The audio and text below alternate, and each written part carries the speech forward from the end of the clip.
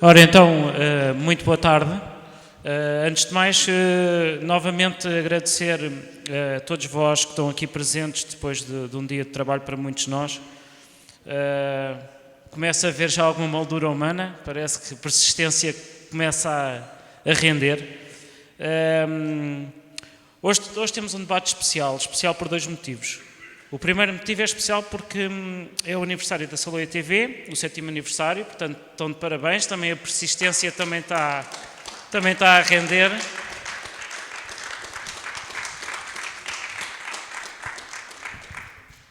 A Saloia TV que nos acolhe aqui a Repensa Sintra sempre de braços abertos e para nós é com muita alegria que cá estamos também. O segundo motivo especial é por ser o tema que é o Saloio, portanto, que é o que nós somos. Quem mora aqui, quem sente esta zona, é de facto um Saloio.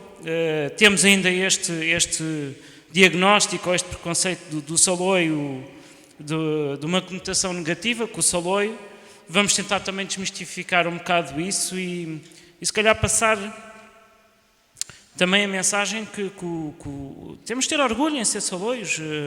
Não há mal, quer dizer, temos que começar se calhar a desconstruir este negativismo que vem desta palavra. Eu vou começar a apresentar aqui os meus convidados.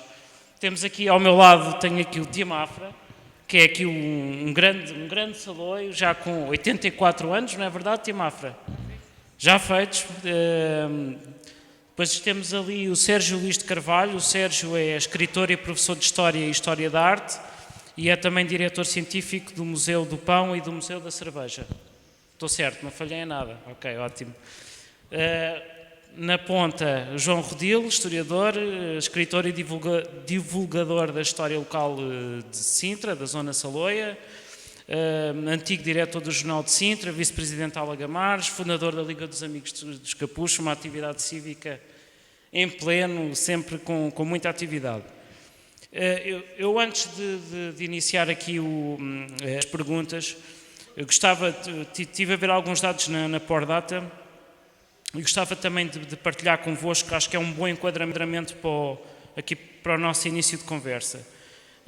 Nós tivemos uma população muito dedicada ao setor primário, portanto ao setor agrícola principalmente. Nos anos de 1960 tínhamos cerca de 6.000, quase 7.000 pessoas que se dedicavam ao setor primário. Entretanto, dos últimos dados de 2011 temos 800. Portanto, isto é abismal a diferença que temos aqui de abandono deste setor, que eu acho que é indiscutível, a meu ver.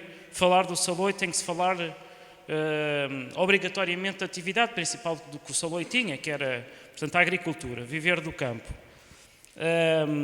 A superfície agrícola aqui no Concelho, e eu vou-me dedicar, os números que eu estou a dizer é Concelho de Sintra, portanto, apesar da região Saloia ser mais extensa, engloba Mafra, Loures, vou-me dedicar somente aos números de Sintra.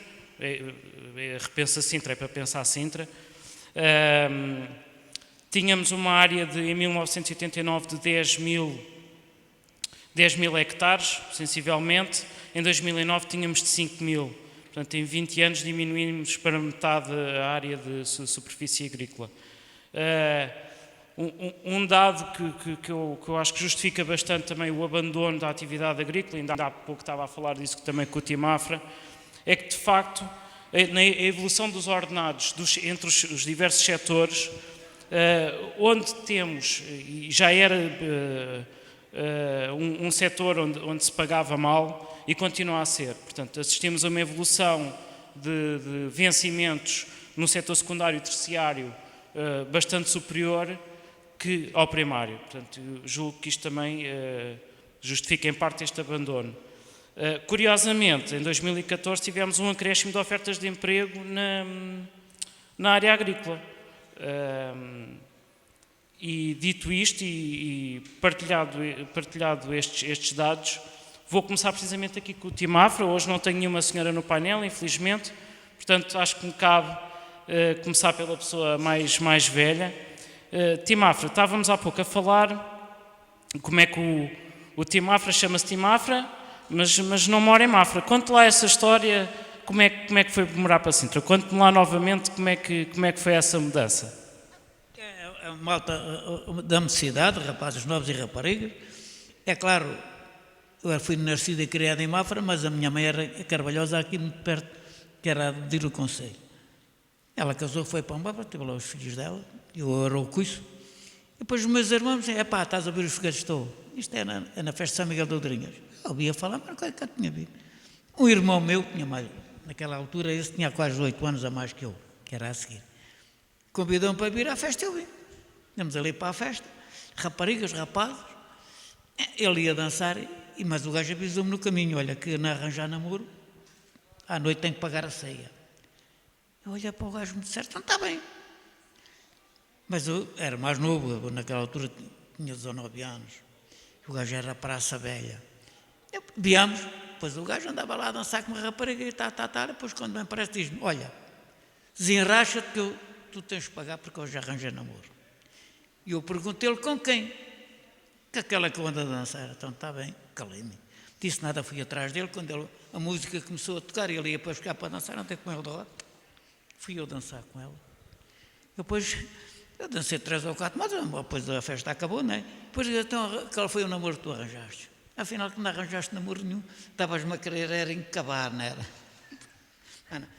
Isso é assim, porque é que eu vim? E depois, porque é que eu fiquei seu timado? Vinha lá para o Balharito. A minha mulher que era dali. Vinha lá para o Balharito. Ninguém conhecia quem é aquele gajo. Era um estranho, não é? Mas aquele gajo é de Mafra. É de Mafra. É de Mafra. E então, portanto, hoje em Oudrinhas, e eu ali na região, ninguém sabe, parte das pessoas não sabem o meu nome. É o Tim Mafra. É o Tim Mafra. Mas eu não sou o Tim Mafra. Como andei a fazer a TV Saloia, os cromos de Portugal, mais o Guilherme, e nunca deu o meu nome, era sempre o Tim Mafra. E nunca deu o meu nome. Mas o meu nome é Emílio da Silva. Está a ser? Foi a coisa. Mas agora, porquê é que foi ou porquê é que foi? Porque faz com que eu sou em Mafra, sou redondo. Sou bem para Carvalhal, porque a mãe do meu pai era rechineta. Era a tia Maria Rechineta. E os meus irmãos, que eram mais velhos, vieram para a casa da avó, que era a mãe da minha mãe. E então, para diferenciar dos outros, são os rechinetas. Portanto, eu chego a Carvalhal, sou rechineta, chego acima ao Funchal, já sou o Mafra, já perdi o rechineta. Perdi redondo, perdi o rechineta e sou o Tim Mafra. Então, mas ó Tim Mafra, conte lá porque é que veio morar para Sintra. Que ainda não contou às pessoas porque é que veio morar para Sintra. Conte lá. Porque é que eu vim morar? Eu não vim morar para Sintra, nunca morei em Sintra. Porque arranjei cá o namoro e depois, é claro, rapazes e raparigas, não é? O que é que fazer? Casas na casa. Teve que chegar à altura de casar. Não está a perceber? Pronto, e você não fez o mesmo. Então pronto, então é a altura. Vai na baia, às 2x3 vai.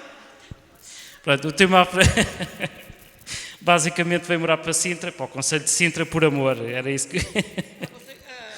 Pois... A minha avó dizia, se a gente toma o amor é debaixo dos lençóis.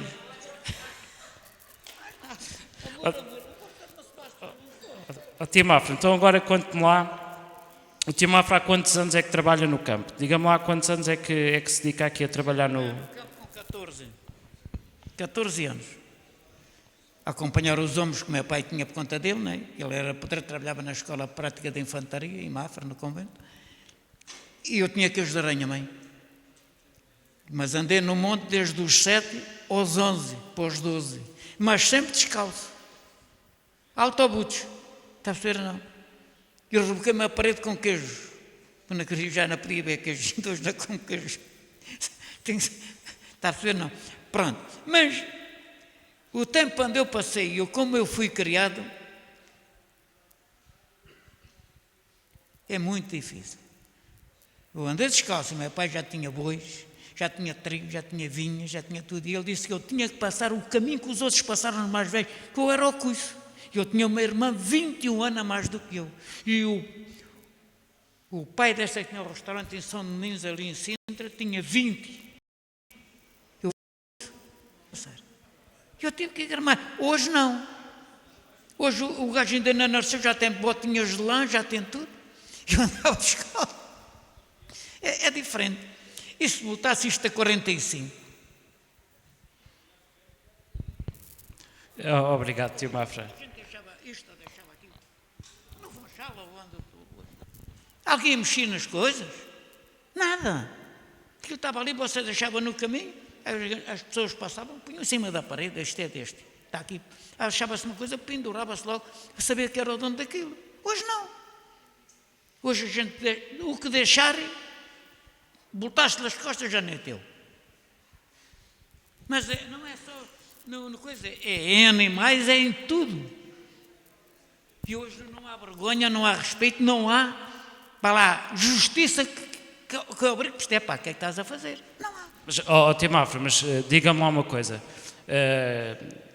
Sabemos, e o Tio Mafra está aqui precisamente para contar o seu testemunho, que eram tempos muito difíceis. Mas olhando para trás e agora vendo atualmente, e vê aqui a Tapada, imagino que conheceu a Tapada, que era campo, o que é que acha que na sua altura a juventude, a vida que tinha e a vida de agora, diga lá. A juventude acabou, apareceu. No meu tempo era a necessidade. Cá a juventude. Hoje é tudo para a juventude e aventura aqui. Não. Naquele tempo, a gente ia ao balharito, era putos. Se eu souber fazer assim, a gente pisca, senão levava um burro na cabeça. Hoje vai lá tocar. A gente faz quanto? Estamos a jogar a bola lá na Vila Velha. Putos. Anda a jogar a bola uns com os outros. Era a mulher dizer assim, olha, vem aí a polícia. Assim que a gente olhava para lá para cima e via a polícia, pisgava-se. Hoje é ao contrário. Hoje um puto chega ao pé da polícia, chama-lhe a chuva e dá-lhe patapés. É diferente. Está certo, não? Eu vou-lhe dizer isto. Eu estava a vender na Praça de Sintra, à boca da praça mesmo. E mais um rapaz chamado Manel, e ela estava lá a vender ovos, e a vender as coisas, e a fruta e tal. E eu estava a vender nabos, e alhos, cebolas, e feijão, e então eu estava a vender. E chegou, uma senhora ficou lá a conversar com outra, E o filho dela falou, mas aí lá o puto lá viu qualquer coisa, chegou ao pé da mãe, queria que a mãe agarrou a mão da mãe, que a mãe fosse, a mãe não foi. O gajo começa a dar-lhe patapés na mãe, a chamá-lo puta. E diz a mãe assim, ai, meu filho é muito esperto. E eu fiquei parado. Quer dizer, o rapaz chamava a puta a mãe. E a mãe bota-se para outra, meu filho é muito esperto. Então, quer dizer, o gajo já sabia que a mãe que era puta. Obrigado, Tio Mafra.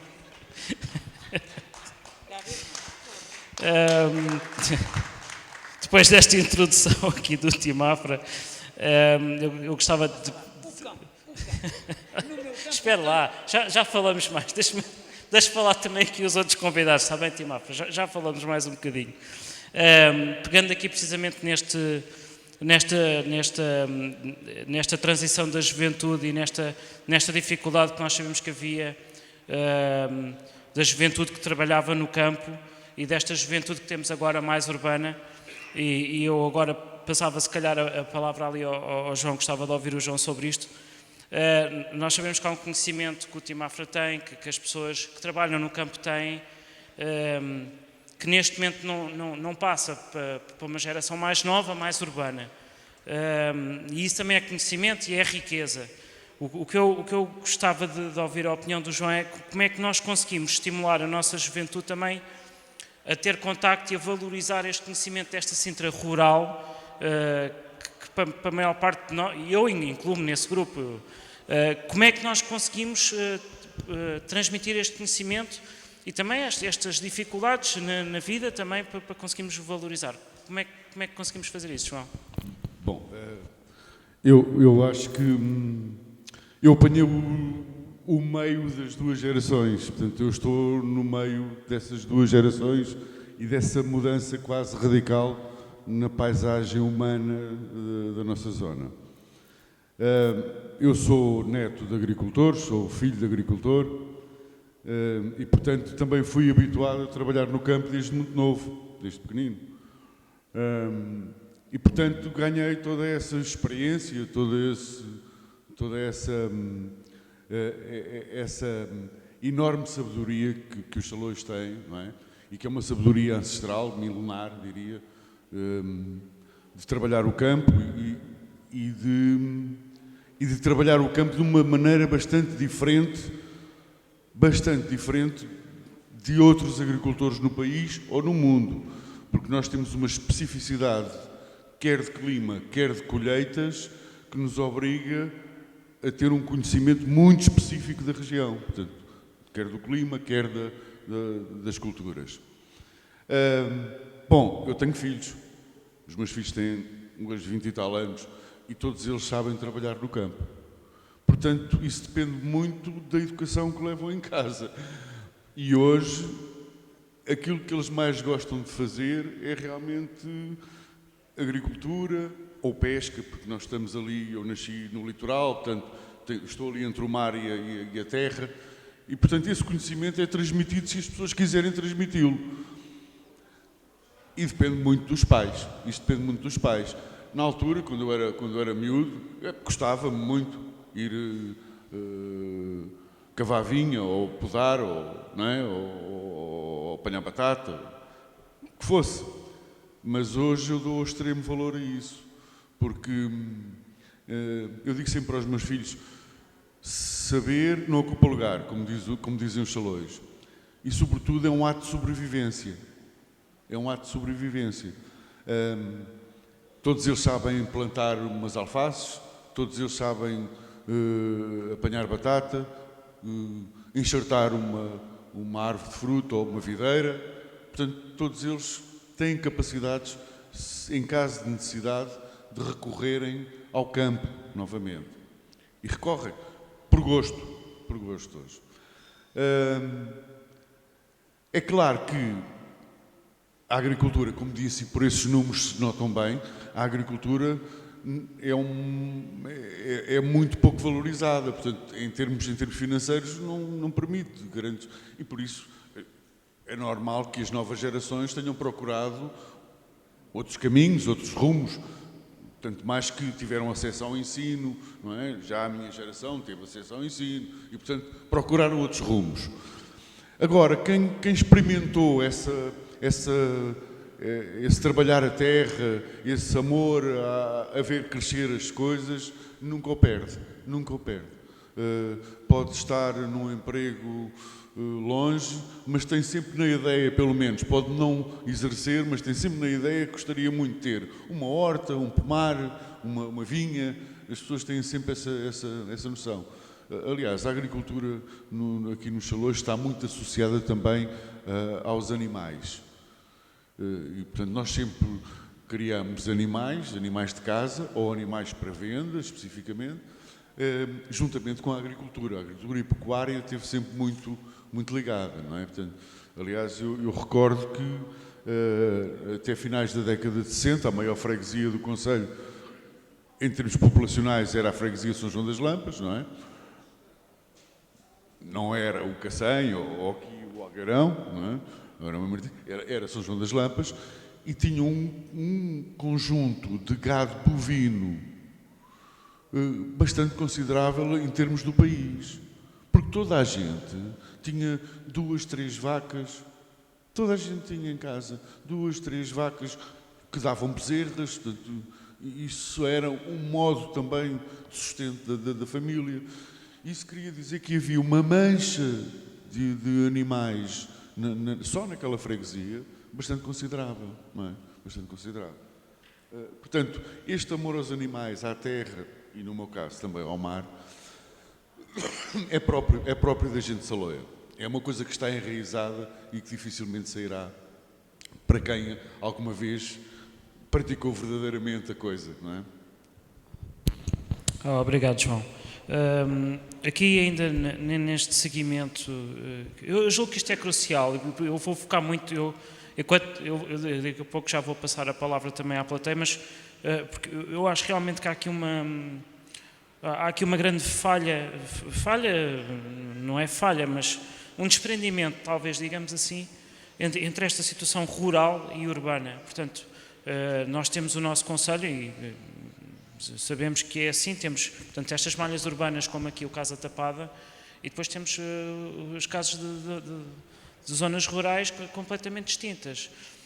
E agora passava ali a palavra ao Sérgio. O Sérgio, na experiência que tem a nível do Museu do Pão e da Cerveja, se seria interessante, a seu ver, se seria interessante, porque não um museu do Saloio?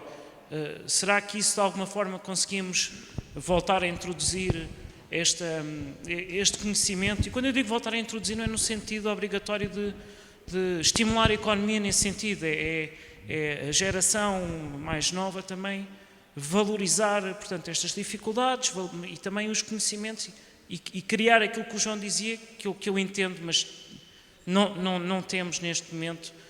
A grande percentagem das famílias são famílias urbanas, os pais dificilmente têm para já não têm o conhecimento e portanto, também se calhar não é tão fácil adquirir e também não têm se calhar essa apetência. Portanto, será que um museu seria um caminho para chegarmos a esta meta, a este objetivo, Sérgio? Antes de mais nada, quero agradecer o convite que me fizeram para estar aqui e quero agradecer a ingenuidade que vocês têm em achar que eu tenho alguma coisa interessante para dizer. Bom, vamos começar então pela questão do Museu de Saloio. É possível que sim, é possível que seja uma forma de preservar uma certa memória e usar uma expressão que hoje em dia é muito usada, os saberes e os sabores da cultura saloia. O problema que eu aqui vejo é o que é o Saloio, porque de facto a questão é muito pouco clara. Existe uma enorme mitologia em torno do Saloio e eu acho que muita dessa mitologia é autoconstruída. O que é que eu quero dizer com isto? Em primeiro lugar, o que é o Saloio? O Saloio é o habitante rural do termo de Lisboa, de todo o termo de Lisboa, porque parte-se do princípio que o Saloio é da região rural de Sintra. A região rural de Louros também reivindica isso. Vejam a aldeia da Roupa Branca. Se o Neiva é de Canessa, se o Neiva da Malveira, já podem meter messas à saleiada inteira. Eu já vi que num colóquio que houve na década de 70, creio eu, em Sintra, houve pessoas que definiram a região Saloia como ir até Leiria. Houve pessoas que definiram a região Saloia como ir até à Figueira da Foz. Portanto, em rigor, o que é o Saloio? Ok. Em segundo lugar, há aqui uma questão muito interessante também na própria definição do Saloio, que é quando é que surge a ideia de Saloio.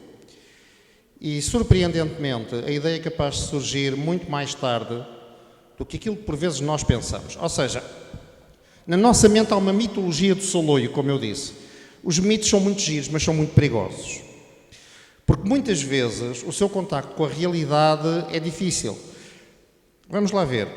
A construção do mito Saloio aparece com um certo tipo de romantismo associado à visão do passado mítico português. Isso é muito correlato com o século XIX e é muito correlato com o próprio romantismo. E quando falo em romantismo, não é este romantismo aqui que o tio Mafra referiu nos bailaricos saloios, é o próprio romantismo literário que tinha em Sintra uma grande paixão. Se nós corrermos a documentação medieval sintrense, eu corria, porque fiz uma tese de mestrado sobre Sintra no século XIV e XV, e posso garantir, eu posso estar enganado, mas eu posso garantir que a palavra Saloio não aparece uma única vez. Ninguém fala em Saloio na Idade Média, não há Saloio na Idade Média. O mito começa a ser construído mais tarde, associado a um certo tipo de, não levem a mal a palavra, vou usá-lo de uma forma antropológica, a um certo tipo de indígena dos arredores de Sintra e dos arredores de Louros, aquilo que se chamava o termo de Lisboa. E toda esta construção é feita no final do século XIX e no princípio do século XX, não é por acaso. É nessa altura que começam a aparecer algumas ciências humanas, como a antropologia e a sociologia, que se baseiam na definição de grupos humanos. Essa definição destes grupos humanos pode ser perigosa. Porquê? Porque vai levar depois à formulação, se eu estiver a ser muito chato, atirem-me coisas, mas ao atirarem falhem, está bem? Eu percebo a mensagem. Tem a ver com o quê? Esta construção de determinados grupos humanos, o Saloio, o urbano, este ou aquele ou aquele outro, muito rapidamente começa a criar uma hierarquia. E não é por acaso que isto vai levar a uma série de ideias, eu vou usar o termo porque isso foi verdade, ideias racistas, que vão degenerar nas doutrinas que nós sabemos da primeira metade do século XX. Não é por acaso que o saloio ganha também uma conotação negativa. E nós não vamos aqui esquecer isso. Se vocês fizerem o favor de ver uma tese de doutoramento de um senhor, aliás, um grande sociólogo, chamado José de Oliveira Bolel, que na década de... tu vais-me corrigir, eu acho que aquilo é de 40, que na década de 40 faz uma tese de doutoramento chamada Sintra e seu termo, Estudo Geográfico, o homem é de geografia.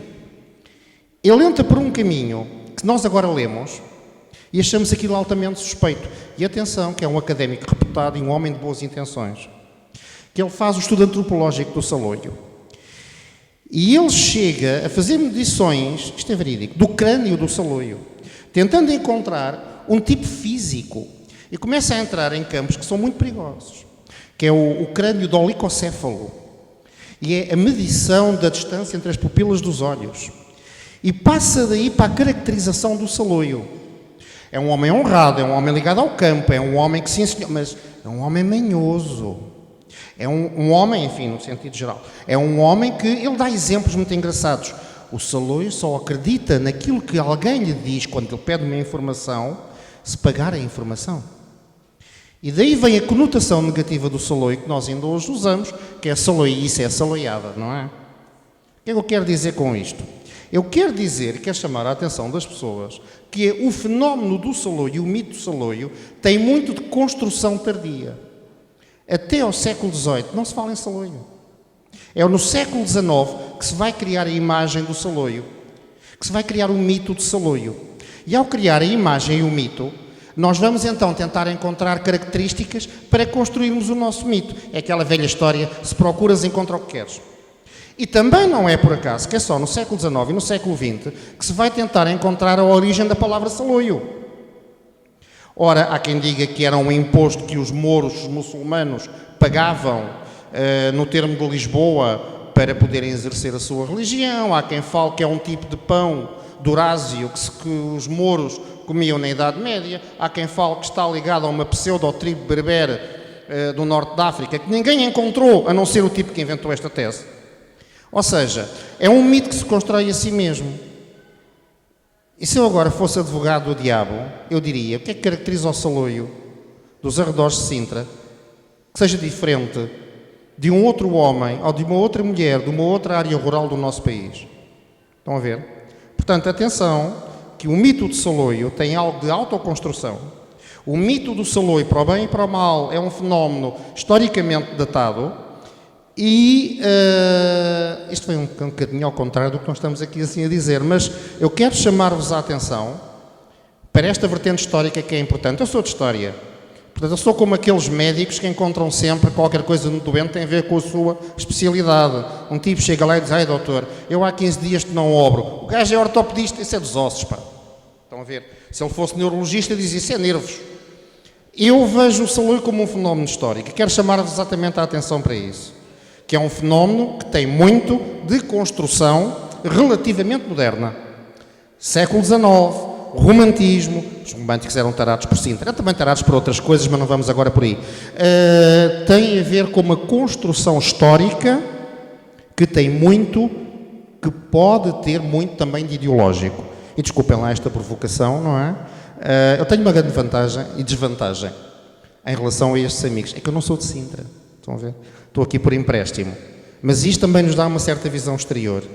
Estão a ver? Em relação à preservação dos saberes e dos sabores e o museu, eu acho que sim, que era engraçado, mas o museu parte precisamente dessa dificuldade, que é, o museu é dedicado a um tema e nós temos dificuldade em identificar a 100% o que é esse tema, o que é a coisa, entre aspas, saloio. Não é? É o que mora em Canessas, o que mora em Belas, o que mora em Queluz, o que mora em Louros, o que mora em Mafra, ou o que mora na Figueira da Foz, como eu já ouvi alguns antropólogos dizerem. Eu não respondi lá muito diretamente à sua pergunta, pois não, isto é lixado. Não, mas está ótimo, acho que era necessária. E tocou numa coisa, eu era para iniciar o debate com esta frase, esqueci-me do Miguel Torga, que é: o difícil para cada português não é sê-lo, é compreender-se. E acho que casa perfeitamente com o que acabou de dizer, que é, já temos esta dificuldade de entender realmente o que é o saloio. Sim, ainda por cima hoje.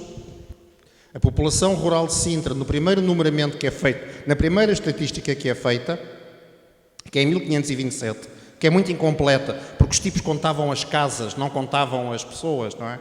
Eu devo dizer-vos que em 1527 e durante muito tempo só se contavam as casas, não se contavam as pessoas, porque os numeramentos da população era para efeitos fiscais, não é? Eles na altura relavam-se muito com os impostos, não sei porque isso hoje desapareceu. E então nessa altura, Sintra teria, na melhor das hipóteses, Sintra, Urbe Sintra, teria na melhor das hipóteses 900 habitantes. O Conselho à vontade tinha mais de 20 vezes mais. E isto manteve-se durante muitos anos, até ao século XX e até aos anos 60. Os anos 60 vêm destruir, ou vêm reconstruir, como quiserem, toda esta paisagem humana, e isto tem a ver com duas coisas que são alheias a Sintra. É o aumento de Lisboa e o caminho de ferro. Isso vai dar cabo completamente daquilo que é o mundo rural sintrense. Se calhar agora estamos a voltar a isso por outras necessidades, não é? Porque Portugal industrializou-se mal e tão tarde, destruiu-se o setor primário, acreditando estupidamente que isto era um país terciário. Destruiu-se o nosso aparelho produtivo. E não foi só a agricultura. Agora estamos a achar que se calhar temos terra e até somos capazes de ter mar, veja-se bem. Mas isto é um fenómeno também recente, e o fenómeno da destruição do mundo rural no Concelho de Sintra, e não só no Concelho de Sintra, é subsidiário desta crença que nós temos, que conseguimos ser alguma outra coisa que não a terra e o mar que somos. Obrigado, Sérgio. Tim Mafra, está aqui tão caladinho, vou aqui falar um bocadinho consigo, pode ser? Então, Tim Mafra, diga-me lá, tem algum jovem a trabalhar consigo no campo? Não. Quem é que quer trabalhar no campo? Mas gostava de ter uma pessoa mais nova a trabalhar consigo, a aprender consigo? Eu tenho 2 netos nem uma cor. Aquele amigo sabe dizer que os filhos ou netos que sabem pôr uma cor. Pois eu tenho 2 netos e uma cor sabem pôr. Mas a culpa não é minha. Mas já tentou ou não? Está a perceber? Não. A culpa é do pai. Porque eles estão no emprego deles, estão na coisa que é pá, quer ovos, traz do avô, quer batatas, traz do avô, está a perceber? O pai é que trabalha, e mais eu. Agora pergunto eu já tenho dito, pá, mais tarde tu vais espaço, quem é que vai pôr os couves? E tens lá as terras, não é? Estão lá os tratores depois parados, ou vão para o ferro velho. Mas este amigo disse-me aqui, estávamos a falar, que os saloios são da região de Mafra, mas não me explicou de onde é que veio os negais deles. Porque ele falou aqui e disse que o saloio é desconfiado. Pois é, sabe porque é que ele é desconfiado? Porque ele ficou com os negais dos árvores. Que os árvores, quando aqui passaram, é que deixaram esta coisa aos saloios. Que já lá vai muito antes do século XIX. Porque eu sou desconfiado porquê? É de natureza. Hã? E eu sou desconfiado porquê? Como é bom à carteira. Isso é desconfiado. Mas tem uma coisa, o saloio que é saloio, não usava dinheiro. O gajo é como o gajo que empenhou as barbas. Estava um negócio para fazer, o gajo convinha-lhe um negócio, fazia só assim. O outro via, o que é que se passa? É pá, então quanto é que és por isso? Quanto é para aquilo ou para aquilo? É X. É meu, cá a mão. Não há nada. O negócio está feito e ninguém ficava a saber o que é que o saloio tinha feito. O saloio falava, puta, apontava-lhe o dedo, anda cá. Interessa-me disso. Quanto é que custa? Custa X, cá a mão. Dinheiro não havia. Mas a escritura fazia-se. E era do outro. Mas a palavra estava lá, hoje que é dela. Eu hoje sou saloio e pergunto a mim próprio. Está a perceber? Eu hoje pergunto a mim próprio. Epá, onde é que está o saloio? Encolho os ombros, olho para um lado, não o vejo, olho para o outro lado, não, ele não está lá. Porquê? Foi tudo para os empregos, foi tudo para... Eu só tenho uma filha. Foge daqui. Hã? fabrico batatas, fabrico alho, fabrico cebolas, fabrico tudo. E perguntem se é biológico. Eu ainda pergunto hoje às pessoas o que é biologia. Porque eu faço quando eu ponho o esturmo nas terras. E não ponho tão pouco como isso, não é? Tenho que muda e meto lá, esturmo com fartura. Disse mesmo. E material não. Só ponho lá material no que eu quero. Não me interessa. Mas hoje as batatas não têm valor. Os couves não têm valor. Isto não tem valor. E quando se vai vender ainda é preciso estar 3 meses ou 90 dias à espera de receberes o dinheiro. As lojas pequenas acabaram. O gajo que ia comprar às portas, estava um a vender aqui, outro lá, diz que isso tem que acabar. As praças de Cascais vai terminar porque as superfícies arrebentam com tudo. E assim ainda comem qualquer coisa em condições. Agora eu vou perguntar, o saloio aí mergulha. Aquele ia para a pesca. Mas os outros já estão a nadar. Não está a perceber, não? Já estão em mar alto, não tem de se agarrar. E então a agricultura, como ela havia, porque faz conta, chegou a estar no lugar do Drinhas, um mês uma máquina de bolhar trigo, tomba. Havia os grêmios. Hoje, eu semei trigo para a criação. E semei as coisas para a criação. Não estou interessado, só vou interessar. Até que semear, se eu quiser vender, vou comprar o milho ou selecionado por coisa, custa, faz conta, a 4 euros, ou 5 ou 6 ou 10 euros por quilo. E se eu for vender, é 20 cêntimos. Eu faço a pergunta, quem é que come o dinheiro no caminho? É o saloio? Não. É o menino de calça vincada. Obrigado, Tia Mafra. É as grandes superfícies. Vamos agora falar aqui com o público. Não sei se alguém do público já tem alguma questão para colocar. Ninguém quer participar? Ainda não temos questões. Então eu vou aproveitar precisamente. Então, espera aí, Guilherme. Não, eu gostei muito de ouvir o Sérgio. Já era de esperar. Eu gostei muito de ouvir. E é verdade, fazer o Museu da Cultura Saloia, mas era preciso arranjar um assunto. Então eu deixo um desafio. Esse assunto pode ser uma coisa que é indiscutível. O pão saloio. Ele tem experiência, fez o pão, Museu do Pão, em Amstrato, em Ceia, que é um sucesso, eu já lá fui, aconselho todos a irem, porque é realmente um exemplo de como se podem fazer coisas no nosso país e atrair as pessoas, e se calhar Sintra merecia, eu agora tenho que pôr farpas sempre, muito mais do que ter um Museu das Notícias, que é uma coisa que há no mundo inteiro, notícias, e na internet, podia ter o Museu do Pão Saloio, que é uma coisa que realmente só há nesta região. A pergunta é esta, se o assunto pão, se por haver o de Ceia, se aqui se levavam a mal, digamos assim. Não, ora é essa então, caramba. Era só o que faltava se levássemos a mal. Mas tu chamaste a atenção de uma coisa que é muito importante, é a definição da cultura e a definição de uma população, eu não vou chamar-lhe povo, mas a definição de uma população através da sua mesa. Isso é uma coisa que é importantíssima, porque nós esquecemos-nos, e o Tia Mafra saberá isso muito melhor que eu, que uma das coisas que define as pessoas é aquilo que elas comem e é aquilo que elas produzem para comer. E aí a questão do pão saloio é importantíssima, como há também o pão de Mafra e por aí fora. E nós poderíamos ir por aí. Tu disseste uma coisa muito interessante, que tu em vez de dizeres o Museu do Saloia, o Museu da Cultura Saloia, se calhar aí já estamos mais a aproximar do objeto, porque de facto há uma cultura que é feita aqui na nossa zona, através da música, através da gastronomia, através da roupa, e isso sim era muito interessante, através do adagiário, através dos provérbios, através dos ditos, através dos falares, através dessas histórias que o Tia Mafra contou e muito bem.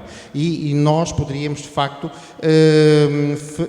preservar um pouco dessa memória, porque na realidade é disso que nós hoje estamos a falar, da preservação. Nós não vamos agora ter a jactância, nós não vamos agora ter a ilusão de que este conhecimento, que é um conhecimento ancestral, que é um conhecimento muito antigo, pode agora manter-se.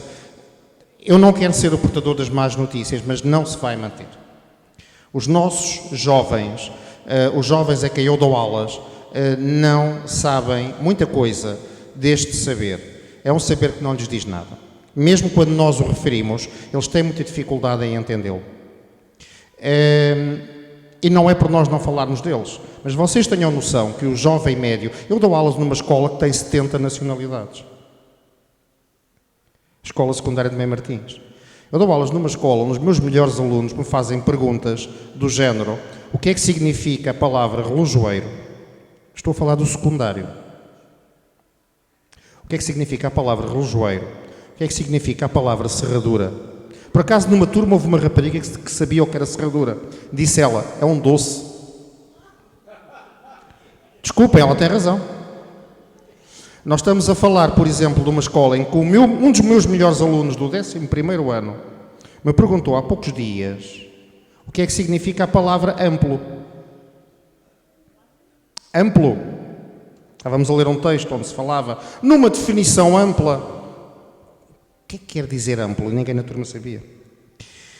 Isto significa, atenção, vamos lá ver uma coisa, eu não estou aqui a entrar no velho clichê que estes putos agora são desgraçados que não sabem nada. Sabem coisas que eu não desconfio e quero continuar assim. Não, estou a falar de coisas técnicas. Agora, o que é um facto é que Portugal passou muito rapidamente, mas muito rapidamente, de uma cultura rural, de uma cultura assente nos valores tradicionais do campo, assente naquilo que o tio Mafra referiu, o valor da palavra dada, o valor do aperto de mão, o valor do não é preciso contacto, e passámos muito rapidamente para uma sociedade que durante algum tempo supôs que era rica, com os tiques dos ricos. Mas como dizia o Essa, nós importamos as roupinhas de França, mas depois os casaquinhos ficam-nos curtos nas mangas. E subitamente acordámos para a realidade. E descobrimos que afinal não somos assim tão ricos, que fizemos mal em destruir o nosso aparelho produtivo, como eu há pouco disse. É muito difícil fazer reviver estes valores jovens para quem isto não diz nada. Agora, a preservação é outra coisa. Nos países do norte da Europa e nos países do centro da Europa, que fizeram uma transição muito mais lenta da sociedade rural pré-industrial para uma sociedade industrial, que fizeram isto num período de 100 anos, nós temos belíssimos museus da ruralidade. Mas em Portugal não temos. Temos museus agrícolas onde cabe tudo e mais um par de botas a monte. Porque a nossa sociedade agrícola foi completamente estruturada no espaço de, eu vou ser generoso, 20 anos. Nos anos 60, um dos slogans que se faziam em França era: visite Portugal, a idade média é 2 horas de Paris. E subitamente nós destruímos o nosso mundo rural, como destruímos outros, sem a preocupação da preservação da memória. Portugal tem um grande defeito, desculpa, eu estou a fugir do tema, Nuno, manda-me calar quando quiseres, mas Portugal tem um grande defeito, é o desperdício. Que nunca se diga que este país foi um país pobre. Este país foi um país rico, perdão. Portugal nunca foi um país rico. Foi um país onde entrou muita riqueza. E tal como entrava, saía. Isto mantém-se hoje em dia. Continuamos a desperdiçar. E desperdiçamos muitas vezes estes valores. Voltando atrás e calando-me, que já estou a ser um bocado indecente. Um museu da cultura saloia, como disse o Guilherme, parece-me muito interessante e muito importante na questão da preservação. E sim, acho que podemos investir por aí. Querer manter as jovens de 15 e 16 anos uma certa cosmovisão da ruralidade, saloia ou outra, nestes jovens é muito difícil. O mundo deles não é o nosso. Para o bem e para o mal. Eu não estou a ser saudosista. Há coisas que se perdem e há coisas que se ganham, não é?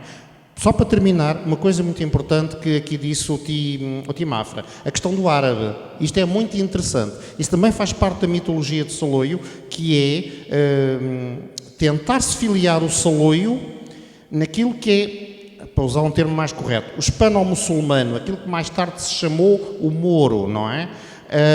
Isso foi algo que também foi tentado pelos antropólogos do século XIX e do século XX. Não é por acaso que eu há pouco disse que as tentativas de encontrar a raiz da palavra saloio remetem todas para o mundo hispano-muçulmano português e remetem todas para o mundo árabe português.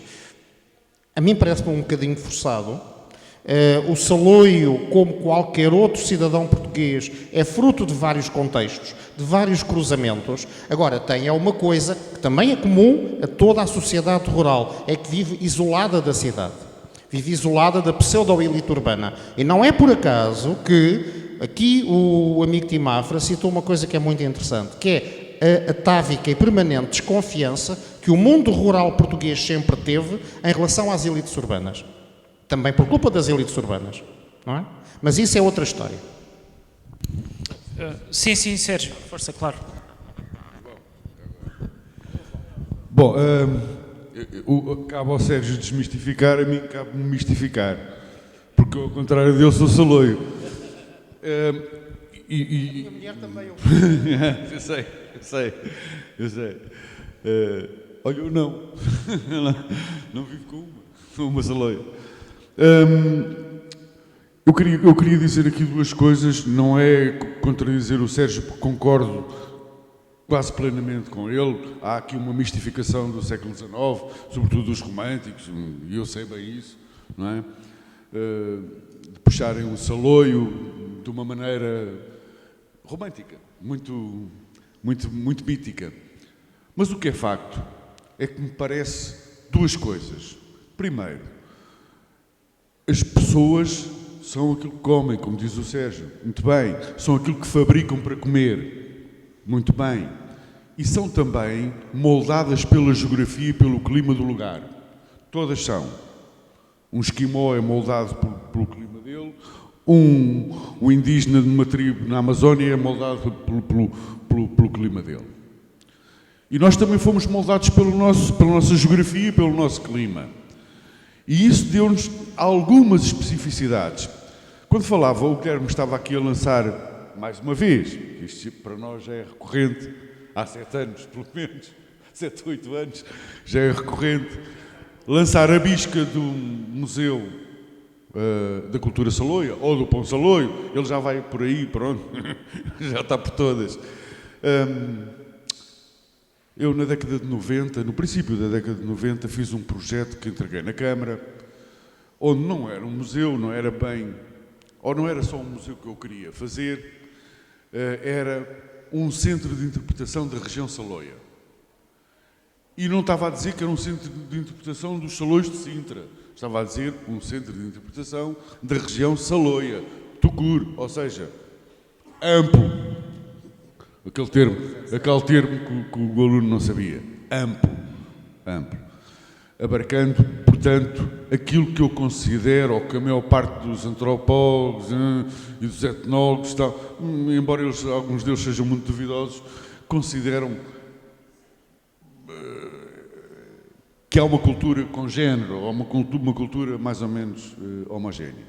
O que é facto é que o que me interessava nem é tanto onde é que param os salões, onde é que começam e acabam, qual é a fronteira. Não era isso que me interessava. A mim o que me interessava era poder juntar num determinado lugar uma série de tradições, algumas orais, algumas culturais, mas também laborais, tradições laborais próprias dos salões, próprias de nós aqui pelo menos, que já desapareceram ou tendem a desaparecer muito rapidamente. Talvez não seja bem assim. E eu vou explicar porquê. Porque nós realmente abandonamos a agricultura, e na minha região então isso notou-se muito pela especulação imobiliária, portanto notou-se imenso esse abandono dos campos, mas também muito por culpa da União Europeia, que dizia aos agricultores que tinham que ter não sei quantos hectares para ser rentável. E se não tivessem esses hectares todos, não produziam. E diziam outra coisa, que é, tu tens esses hectares todos e vais só produzir tomates. E tu, que tens outros hectares tantos, só vais produzir batatas. Isso é monocultura, que hoje estão a virar o bico ao prego, estão a reconhecer que fizeram um erro, que isso, para já, estoura os solos, não é? Portanto, esgota os solos e não é viável, porque se tiver uma filoxera qualquer naquela cultura, o agricultor está arrumado, porque não tem onde salvar. Ora, nós, aqui nesta região, nós, os salões desta região, somos homens de multicultura. Nós temos geralmente uma horta, uma seara, que pode ser de trigo, de cevada, de milho, de batata, de cebola, de alhos, de feijão, mas temos essa seara, a horta, para ter os nabos, para ter as couves, para ter as cenouras e as alfaces, e geralmente temos um pomarzito, ou pelo menos um pomar que, de algum modo, na colheita renda qualquer coisa, não dá tanto trabalho como o resto das culturas. Na minha região, muito mais a maçã reineta e, antigamente, o pêssego rosa de Colares. E depois, também na minha região, a vinha. E no meu caso, a vinha de ramisca, a vinha de areia, que é uma coisa complicada, não é? Ou era complicada. O que é facto é que a Europa percebeu uma coisa. E nós, que levamos a Europa às costas pelo mundo e agora andamos às costas da Europa, andamos às cavalitas da Europa, esquecemos de quem éramos. De quem somos nós, não é? E eles perceberam que há agora uma fonte de interesse económico em cada região, que são os produtos de excelência ou os produtos genuinamente originários daquela região e que só ali se dão. Bom, isso pode nos valorizar e pode haver um aproveitamento económico na nossa região agrícola de alguns produtos que são nossos e são só nossos, não é? Que é o caso do vinho de Ramisco, não é? O vinho de Colares, é o caso mais evidente. A maçã reineta de areia, porque é diferente, e não venham com histórias, é completamente diferente das outras. Bom, basta ir a Fontanelas ou à festa da maçã reineta e perceber isso, não é? É completamente diferente. E o pêssego rosa de Colares, que eu acho que pouca gente aqui lhe passou algo pelo estreito, eu, graças a Deus, passou muitos, que é, mete-se um pêssego numa casa, fecha-se a porta, meia hora depois voltamos à casa e a casa cheira a pêssego toda a casa, não é? Eu no outro dia, numa investigação que fiz para poder avaliar estas coisas de uma maneira mais séria, contactei uma série de empresários, de agricultores da região, e contactei também potenciais clientes para alguns produtos específicos. E levei um pêssego dois pêssegos rosa daqui da nossa região, dali da Areia, de Colares, a um dos grandes chefes de cozinha do país, se calhar o maior chefe de cozinha do país, neste momento. E disse, olha, toma, prova, e depois diz-me qualquer coisa. 2 dias depois ele telefonou-me. E ele disse, nos meus restaurantes, ele tem 2 restaurantes, um em Lisboa, outro no Algarve, nos meus restaurantes eu pago por cada pêssego deste 10 euros. Eu pago 10 euros por um pêssego destes, para dar ao meu cliente um pêssego que ele nunca provou. Uma coisa que ele e nunca provou de certeza, que só quem provou é que sabe, não é? Ou seja, que mercado era este? Os salões que têm também a fama de espertos, não é? Têm também a fama de espertos. Alguns já despertaram para isso, para esses produtos de excelência, essa especificidade de algumas coisas que estão, ou como se diz hoje, muito comumente, as coisas gourmet, não é? As coisas gourmet. Nós temos grandes potencialidades. Nisso. Porque eu junto mais 10 ou 12 frutos, mais 10 ou 12 matérias possíveis de serem vendidas, como o queijo saloio, que é uma coisa que já se... Quer dizer, há aí uma marca de queijo que é saloio, mas o verdadeiro queijo saloio... Mas é só... Isso é outra história também, não é? E muitas outras. Eu fiz um apanhado do que é que era possível. Ora, é preciso voltar ao campo. Nesse meu projeto do Centro de Interpretação da Região Saloia, englobava uma quinta de forma pedagógica, portanto, uma quinta de forma onde tudo isto teria cabimento, onde os animais teriam cabimento, portanto, poder-se ver mugir uma vaca, poder andar com os burros a trabalhar, as galinhas, os patos, os perus, as ovelhas e as cabras, e uma vinha, um pomar, uma horta e uma seara.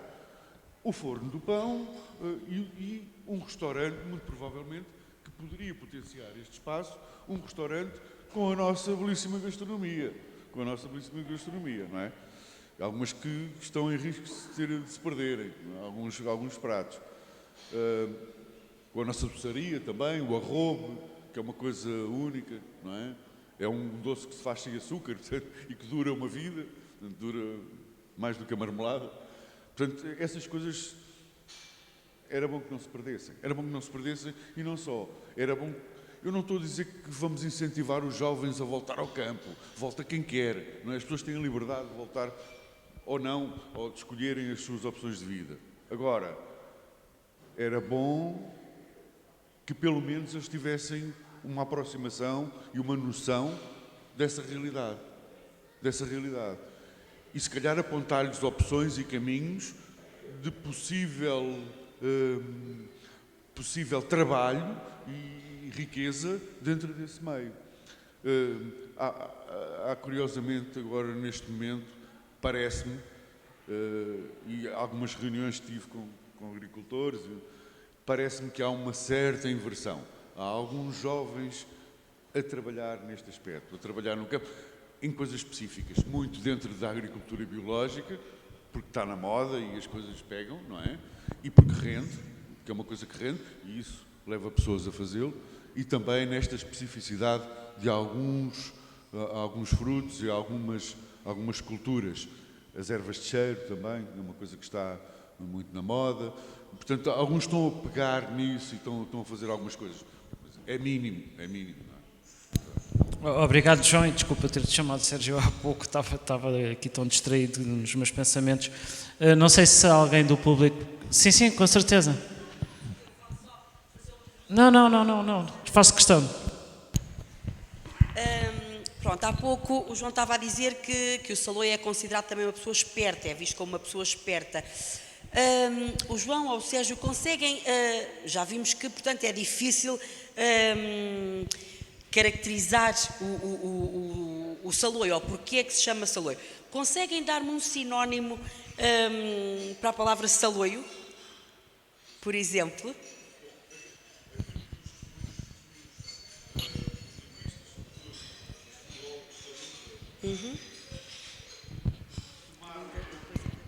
Tomaram como opção primeira da origem da palavra saloio, é uma coisa que em 1917 é publicada por um grande etnólogo e um grande linguista chamado David Lopes, em que ele dá a origem da palavra ao termo Sarói, ou Sarrói, se quiser, é um termo árabe, e que quer dizer habitante do campo, em contraposição ao habitante da cidade.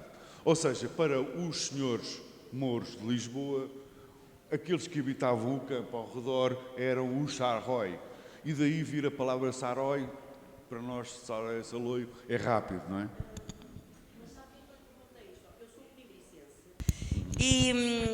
E lá, pronto, embora não seja, e no dicionário não é sinónimo de todo, no entanto, confundem, e eu digo confundem porque lá está, não são efetivamente sinónimos, mas em Coimbra confundem muito a palavra, confundem, não, aplicam da mesma forma que aplicam o adjetivo saloio, aplicam o parolo como sendo absolutamente claro. sinónimo. Não, isso é o problema, é que o próprio saloio nem sequer é a palavra, é que é o próprio saloio. O próprio saloio foi, de algum modo, utilizado de uma forma pejorativa para caracterizar aquilo que é parolo, matarruano. Exatamente. Campo, Quando se refere, portanto, quando eu digo que da mesma forma que isso se é que referem a saloio, referem-se a parolo, é por exemplo, altura. sempre que há, por exemplo, uma pessoa, porque eu consigo, se calhar, até encontrar mais dicotomias do que do que propriamente o Pois, tal mas, olha, sinónimo. Pronto, se calhar o único adjetivo, isto na ideia dessas pessoas que confundem esses dois adjetivos.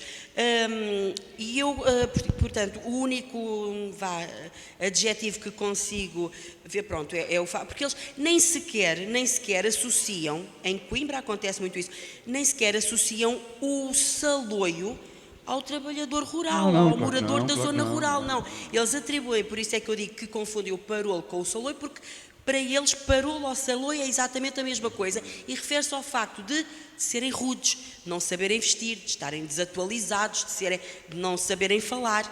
Por isso é que eu perguntei pelo sinónimo para ver Esse se é o problema. chegavam, portanto, É se que a imagem se que passou para o resto do país Exatamente. é que um saloio Exatamente, é que nem sequer associam ao nem sequer trabalhador sabem que rural. existe um povo que é parolo. saloio. Nem Pronto. sequer sabem do povo. Exatamente, é isso. Tá, muito obrigada. Nem sequer sabem disso. Acrescentar uma coisa, se me permite. O seu nome, desculpe. Paula, repare. Há pouco, quando estávamos a falar e desta associação entre o saloio e o árabe, ou o hispano-muçulmano, vamos ser picuinhas, ok? O hispano-muçulmano é curioso que todas as etimologias que se tentaram encontrar para o termo saloio são de origem árabe. Esta que o João falou, do David Lopes, que não sei se estão recordados que eu há pouco disse que uma pessoa procura sempre aquilo que encontra mediante a sua especialidade. O David Lopes, em 1917, encontrou a origem do termo saloio numa palavra árabe. Não sei se sabem qual era a especialidade do David Lopes, era arabista. Se ele fosse latinista, ia buscar uma palavra latina. Isto é uma provocação. Mas todas as etimologias que se tentaram encontrar, todas vêm do árabe.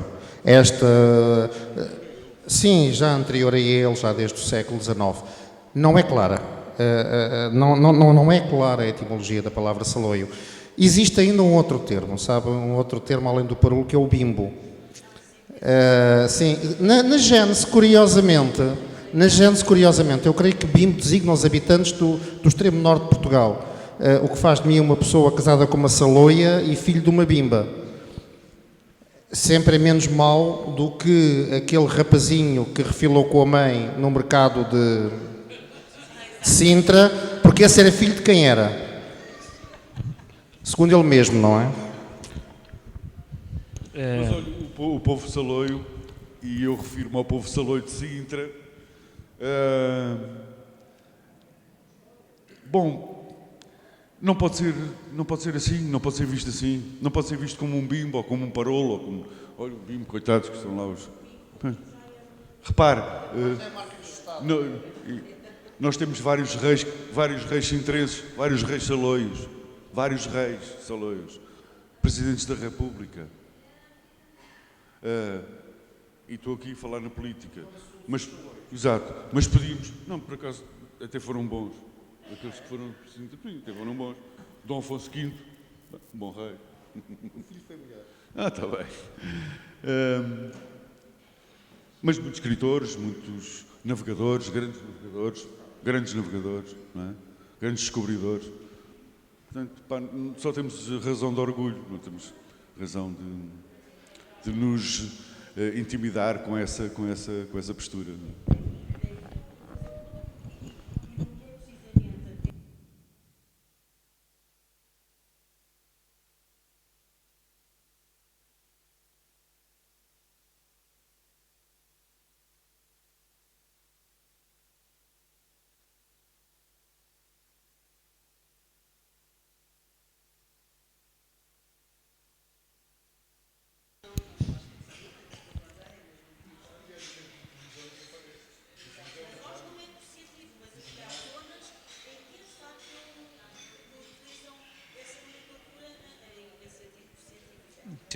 Temos aqui... Em que se puseram à porta de um congresso qualquer de um partido político, não foi, Guilherme? Sim. Pois. E vocês forem ver a reportagem, quando eles estão à porta do congresso de um partido político português, que eu não vou dizer qual é, mas começa por um P, acaba em D, tem um S no meio, não digo mais. Perguntam aos delegados o que é um saloio, Vocês, provavelmente, pelas definições, não descobrem, pelas definições que eles dizem, vocês não chegam ao que é um saloio, mas muito rapidamente descobrem que é um parvo. Temos aqui mais participações aqui do público.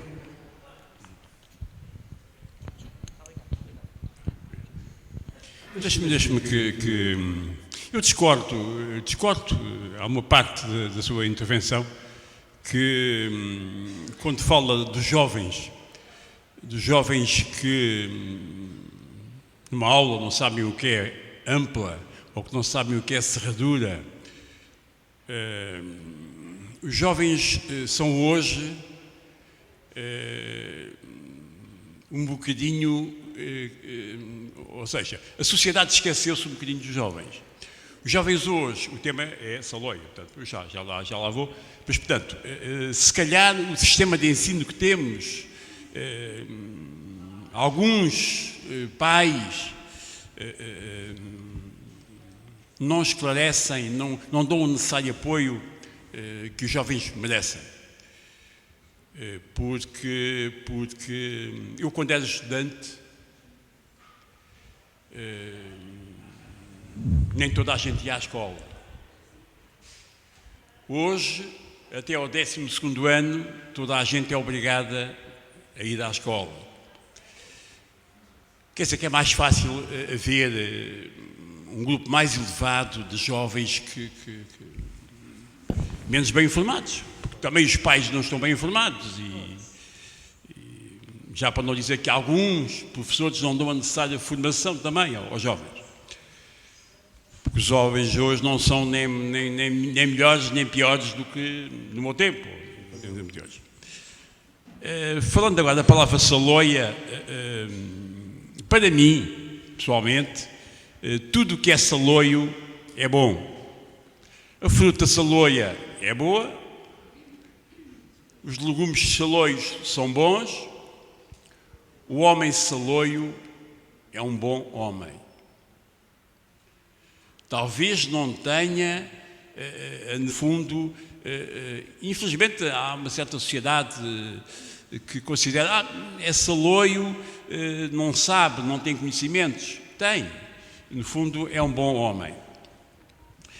Em relação ao campo, hoje já há alguns grupos de jovens com alguns projetos que voltaram ao campo, mas com um grau académico que não tem nada a ver com os pais ou com os avós, portanto os tempos são outros. Hoje os saloios também usam um telemóvel, não é? Mas o homem saloio, para mim, tudo o que é saloio é bom. Muito obrigado. Obrigado. Eu acho que há aqui mais uma intervenção. Vou pedir só para ser breve, porque temos que concluir dentro de pouco tempo, está bem?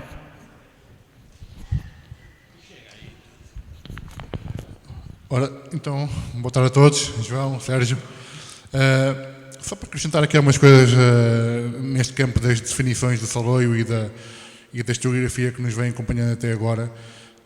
Falaram-se aqui em alguns estudiosos, não é, que se dedicaram a esta área de estudo.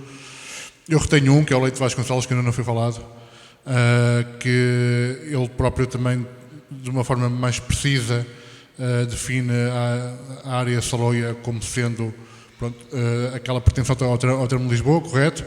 Que envolve hoje o que são os concelhos de Sintra, Loures, Cascais, Oeiras e Mafra, exceto Ericeira. Ele até frisa mesmo, exceto Ericeira. Exceto Ericeira. Sim. Ora, há 100 anos não existia. Exato. É claro que hoje em dia nós, em Cascais e em Oeiras, já não encontramos resquícios nenhuns de modos de vivenda e de saloio, não é? Mas ainda encontramos em Mafra, em Loures e em Sintra. Sobre a adjetivação que foi colada ao longo dos tempos aos saloios, também temos que perceber que essas intitulações foram postas por outros, não é? Porque, à partida, mesmo em termos filosóficos, ninguém se consegue definir a si próprio de uma forma objetiva, não é? E neste caso acontece porque a Lisboa era abastecida pela área de Saloia, pronto, é toda a área do seu termo, por produtos agrícolas. Ora, facilmente imaginamos que uns habitantes a chegar a Lisboa de burro com barrete para vender os seus produtos, aos olhos dos habitantes da metrópole, não é? Facilmente poderiam ser alcunhados de parolos e de incultos e tudo mais. O Sérgio há pouco falou também na necessidade que existe de estratificar, de classificar os grupos e de estratificar as pessoas. Hoje em dia também acontece o mesmo, não é? E nós hoje até estamos a assistir um pouco ao surgimento de um termo que é o suburbano, quer dizer, nós já não somos urbanos, então há necessidade dentro das comunidades urbanas de diferenciar também as pessoas, então as pessoas que vivem em bairros ou em aglomerados populacionais tipo aqui a Tapada e ao Cacém, ou São Marcos, ou seja o que for, porque são fora de Lisboa, são fora da metrópole, pronto, porque tem que haver uma diferença, então já não são urbanos, já são suburbanos, que também é um termo que acarreta algum menosprezo. Em relação também à característica da vida saloia, pronto, era a agricultura, sim, era o seu forte, era a única atividade comercial de qual o Saloio vivia, mas essas dinâmicas comerciais e também sociais se faziam em mercados, não é? Todos os mercados, toda a vida social e comercial do habitante de Saloio passava pelos mercados. Os mercados tinham uma grande força. No nosso concelho havia imensos mercados fortes, não é? Gualva, São Pedro de Sintra, São João das Lampas, tudo mais. Há até, e mesmo até em meados do século XX, anos 40, há registro em São Pedro de Sintra de haver um abaixo-assinado de comerciantes para impedir a realização de certas tarefas no mercado porque era concorrência. Nos anos 40, os comerciantes estabelecidos, com casas estabelecidas, queriam que o mercado de São Pedro fosse exclusivamente afeta a gado, mais nada, porque o resto era concorrência forte e pronto, hoje em dia esses mercados tendem a desaparecer, não é? E a situação inverteu-se um pouco. Ainda também relacionando ao Sarói e ao Saloio, Leite Vasconcelos também define que alinha para essa teoria do vocábulo Sarói a ser mais próximo ao originário do Saloio. E também faz uma certa comparação, não sei se é ele, se é outro estudioso, que atribui também semelhança a Sarói ao Sarauí, que é o habitante do Saara Ocidental, norte da África, portanto, também fazendo um pouco de leitura comparada, o campo é um pouco o deserto também, não é? Não é o deserto árido de areia total do norte da África, mas o campo, contrapondo à cidade, também acaba por ser um pouco o deserto em si, em termos comparativos. Para terminar, em relação ao tema da conferência, Saloios de outrora e Saloios de hoje, não é? Eu acho que hoje em dia também, pronto, é óbvio que ninguém vai já de burro para as feiras, nem para a cidade vai de burro, nem anda vestido com barrete, mas é possível manter hoje a cultura saloia, manter a identidade saloia. Basta nós sentirmos o que é o ser o saloio, não é? Portanto, a pessoa que na sua casa tenta manter a sua arquitetura, que herdou dos pais e tudo mais, que consegue entender os hábitos que o João falou há pouco de vida, características identitárias de respeito pela terra e pelas tradições, isto, ao fim e ao cabo, é uma maneira de ser saloio nos dias de hoje do século XX, não é? XXI. Penso que passa um pouco por aí.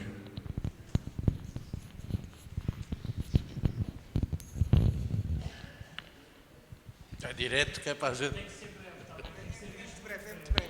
É só para falar no produto Saloio, lembrar da Pera Rocha, que teve origem em Sintra. José Coutinho.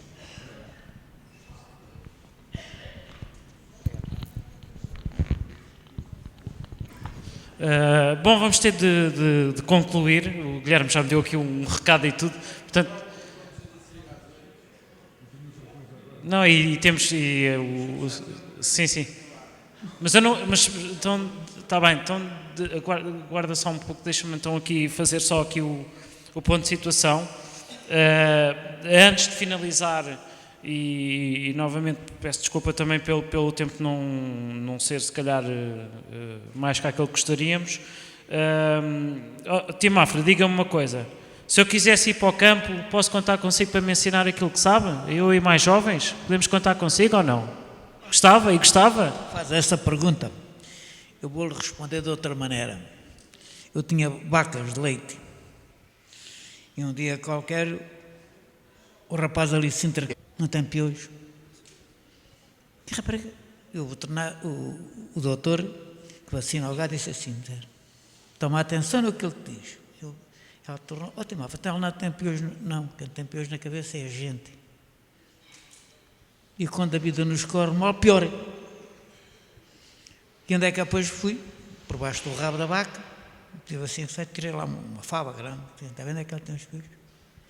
Ela ficou sempre, pois é. Está a perceber? Foi aquele amigo, está ali. Falou-me na juventude, falou-me aí na coisa qualquer.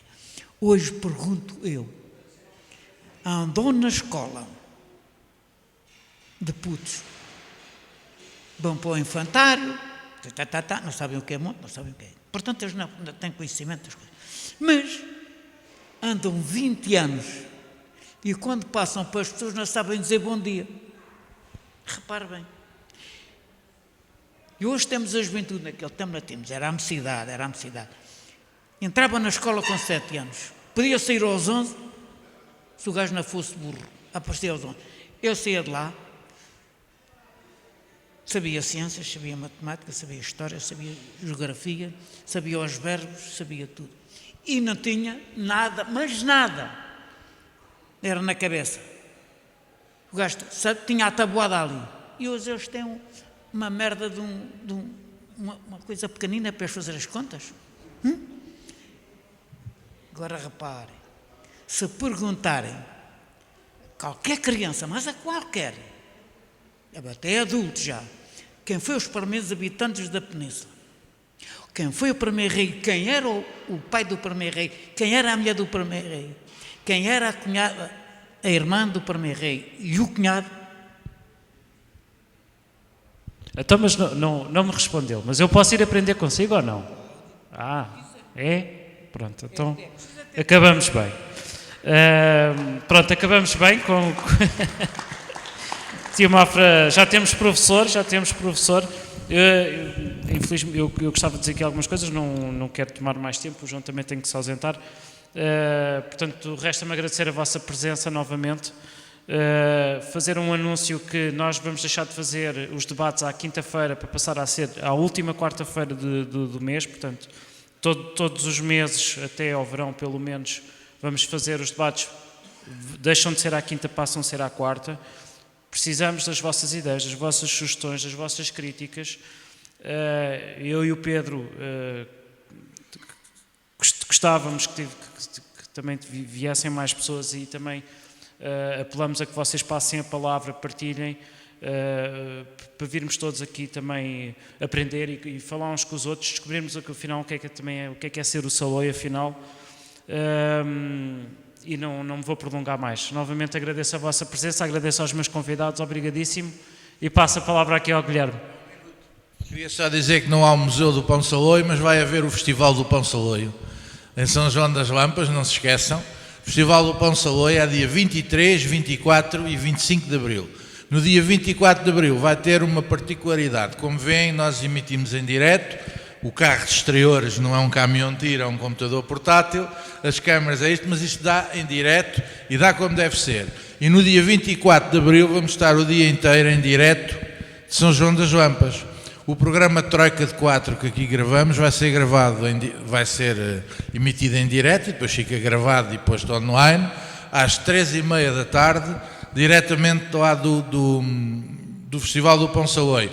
E queria lançar aqui um desafio ao Nuno, é um desafio, não fica garantido, depois na Saleia nós pomos, que era o próximo debate, se nós o quisermos fazer em direto e com público, eu tenho a certeza que o Guilherme Ponce Leão vai até ficar satisfeito, pode ser feito do Festival do Pão Saloio. Só que tem que ser no dia 24, que é o dia em que temos lá as condições todas para fazer em direto, ou seja, é um domingo. Tem que ser um domingo. Portanto, o festival, se vocês estiverem de acordo, o debate de abril, do próximo mês, que é abril, em vez de ser na última quarta-feira, será no domingo, se estiverem de acordo. O assunto devia de ser, arranjar-se um assunto que tivesse a ver muito com o Festival do Pão Saloio. O assunto do Troika de 4 é muito interessante e eu apoiava para que fossem lá, porque o público vai poder falar também. O assunto é 40 anos de poder autárquico, porque há 40 anos que existe o poder autárquico. Era só isto que eu queria dizer. Muito obrigado a todos e desculpem lá.